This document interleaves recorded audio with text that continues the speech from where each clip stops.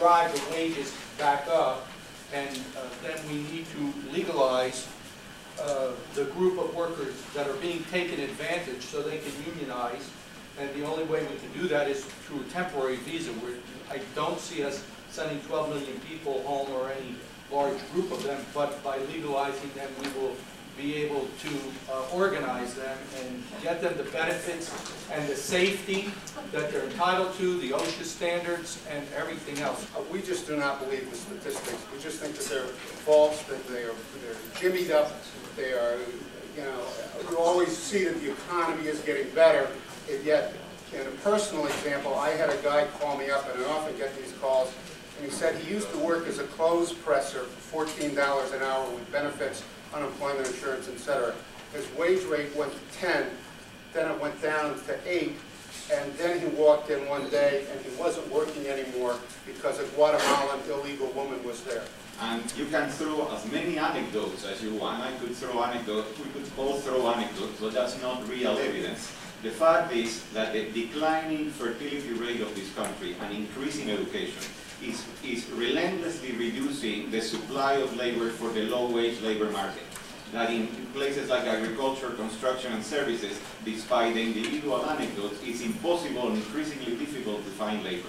The logical fit for this is to work a bilateral program with a country that is next to us, that is large enough to fill the needs of this $15 trillion economy. It's an enormous economy that generates, and if we don't take into account the needs of the American political economy, we can discuss all of this until you are blue in the face, because migration will continue, not only because of the desire of the immigrants, but because of the desire of the employers.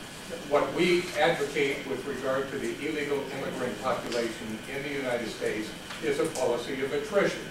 It in effect will happen when we decrease illegal immigration coming into the country. Deportations that are running around 200,000 a year continue, and those who are already in the country learn that they are not going to be able to switch jobs and find a new job because of effective verification of work status, and that in effect will drive people into a situation in which they have to go home. But there's a lot of evidence that there were tremendous social costs that are associated with illegal immigration.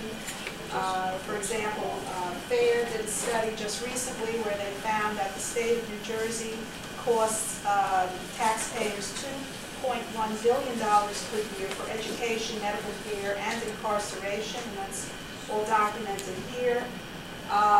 There was also a study by the Inter-American Development Bank, which is a Latin American entity which is involved in monitoring economic social progress in Latin American countries.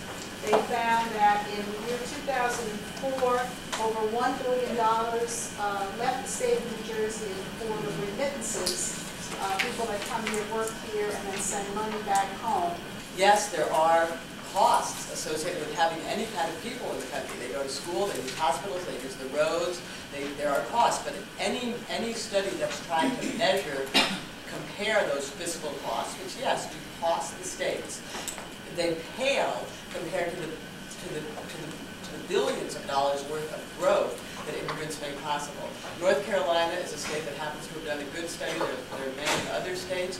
Over the past 10 years, immigrants in North Carolina, net costs of services, costs of benefits, cost the state $61 million. That sounds like a lot of money, $61 million. In that same 10-year period, they allowed the North Carolina economy to grow by $11 billion. A larger economy does not mean that it's a healthier economy or a better economy. And yes, illegal workers in the country contribute to economic expansion, but that doesn't mean it's a healthier economy. There are negatives, there are remittances that are sent out of the country, there's a fiscal drain at the local level that virtually every study has found. National Academy of Sciences, the Urban Institute, FAIR's own studies. The fact is that the per capita gross domestic product increased more during the period of low immigration. Children who were brought here by their parents illegally, but have gone through school here, have gone through elementary school, high school, and even some, like me, who graduated college, but yet, with honors, but yet haven't been able to find a path to legalize. This has been a problem, and there are estimates of anywhere from 55,000 and up children who are in this same predicament, who have not broken any laws themselves, but through their parents have been brought to this country, but because of our current laws have been unable to adjust their status. And incidentally, Sharon was detained fairly recently for 15 days at the Elizabeth Detainment Center, an experience that is shared by about 20,000 people on every day. Thank you. While trying to come into the proper channels, while trying to obey the current immigration laws, adjust your status properly, but when you go to try to do so, the consequence is that they detain you because they say that, oh, well, you were brought here illegally, or there's a cook here. And I would like to make a general point. What kind of nation do we want to have? Do we want to have a continuously dynamic country, fed from below, feeding the needs of the economy by highly motivated people? Or we want a geriatric European-type country, where the population gets older and older, everybody's over 65, there is no entry, there are no new workers because the fertility rate is declining, and the economy goes down.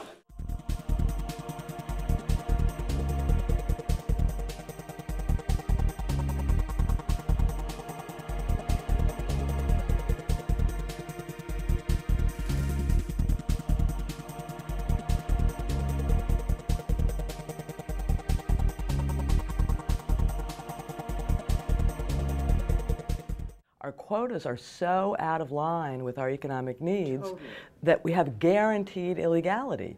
And that, rightly so, bothers the public. So what the new bill proposes to do is to bring our quotas more into line with the reality of our labor needs so that we can then enforce them more effectively, so that we don't have this rampant illegality, so that we have the immigrants and legality too. There's no reason why we can't have both. We shouldn't be facing a choice between amnesty and prosperity, or amnesty and border security. We can have it all if we have realistic limits.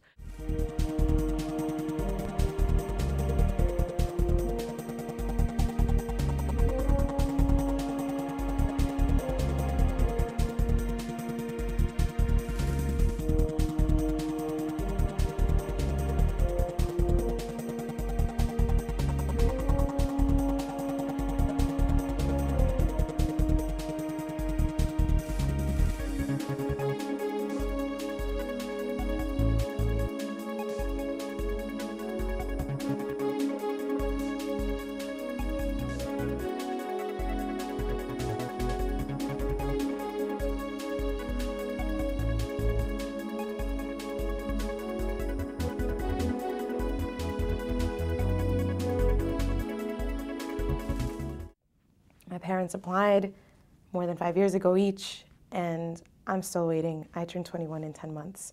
So as soon as April 2nd passes by, I can no longer be granted any kind of legalization if either one of my parents do. My only other chance is to wait for my 17-year-old sister to petition for me when she turns 21. Even then, family backlogs for sibling petitions, siblings of United States citizens, can last up to 15, 20 years. 15 or 20 years? Yes. I'm 20. I'm a sophomore at Middlesex County College. I work a full-time job. I study full-time. I have a 3.6 GPA. I'm a member of Phi Theta Kappa, which is a National Honor Society for two-year colleges. Nonetheless, I'm secretary of the board of Latino Reform Youth Council. I'm an active immigrant, I'm an immigration activist with several organizations, including LALDEF, the New Jersey Immigration Policy Network, the New York State Youth Leadership Council, etc. I literally cannot do what I want to do because of a lack of paper that says I'm an American citizen. Even though by all means, in my heart, I am American, completely American, just with a different last name, with a different family history.